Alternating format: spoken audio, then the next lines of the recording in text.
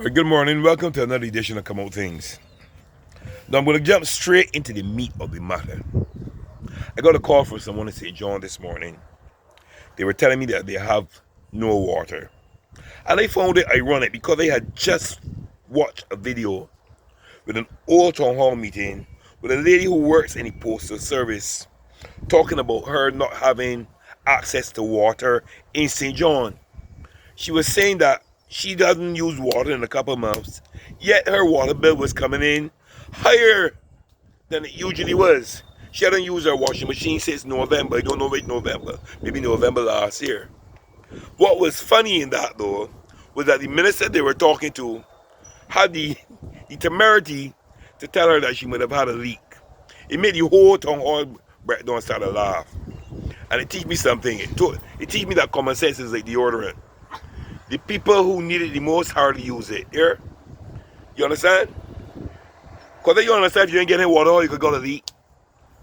Anyway, this person called me this morning from St. John and told me that their family can't go to work because they ain't got no water. They can't bathe. There's some sick people. There's some women in the house, obviously, women go through certain cycles, etc. And because of that, they'll be uncomfortable having to interact with people. And yet, even though they've not been having water, have to use a community tank. The water bill has come in stating that it is due for disconnection. How can a water bill come in due for disconnection if you're not getting any water? Let me go on to another service that we have, Sanitation Service Authority. A lot of people are complaining about garbage collection now. A lot of people this past month and the month before have been complaining of lack of garbage collection. And the person in charge of this, there's a manager who's supposed to be in charge of garbage collection. And for some reason, we've been experiencing problems consistently since this person has been put in charge.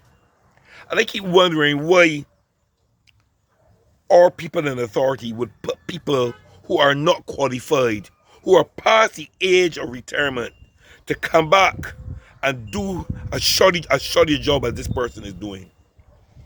Why would you have people who are qualified within the organization and not utilize them, their services? How is it that you can have people who suddenly you put them in a place even though they're not supposed to be in it, and suddenly they have all kinds of extravagant things. You understand? And I mean, you're hearing all kinds of things from the workers, disgruntled, and the workers can't get their money. But these people can have ham, lamb, and jam, as the saying is. You understand? And we are complaining because we, the public, are suffering as a result of this too, our taxpayers' money, or because we pay for garbage collection. Remember that? It is within our water bill. We pay for our garbage collection. So when you're not getting it, you're paying for a service you are not receiving. And it seems to be the norm here in Barbados where we pay for services we are not receiving. So now I'm hearing the public relations officer getting on and saying they had 2 holidays within this month and things. But people, they say, Andrew ain't had garbage collection for 4 weeks. So how do you explain that? Huh? Come on, people. You have people who are qualified, put them in place, let them do the work. And the people that are working, pay them what they are deserving. Pay these workers, these sanitation workers, what they deserve. There's money there for them for the longest time. And for some reason, the people can't get to pay them. You understand? Can't give it to them for whatever reasons they have. We got to be careful somebody chicken the hand in the tail here. Anyway, as I said, the norm here in Barbados is to pay for services you're not receiving. Flow, the same thing. And I will keep reiterating on flow. Because flow has made sure that they have put together these bundles. Whereby if you do not accept a bundle, and you said you only want one part of the service, it becomes more expensive than if you took the bundle. Not only that, but you're getting disrupted service. Direct call, cut out in the middle of the call. Wi-Fi, cut out in the middle of Wi-Fi.